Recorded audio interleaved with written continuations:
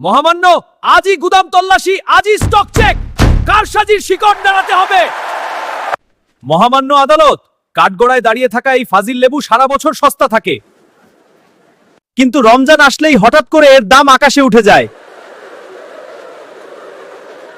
মহামান্য, বিশ্বাস করুন, আমার কোনো দোষ নেই। বাংলাদেশে বাজারে শুধু সিন্ডিকেট আর সিন্ডিকেট।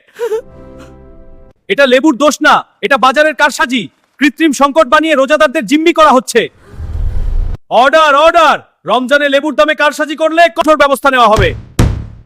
মহামান্য, আজই গুদাম তল্লাশি, আজই স্টক চেক, কারসাজির শিকড় নাড়াতে হবে।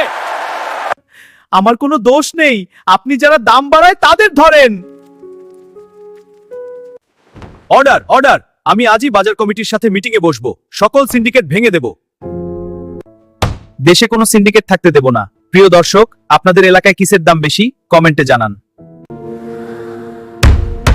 এবার রোজায় আপনাদের একটু শান্তিতে রাখতে চাই।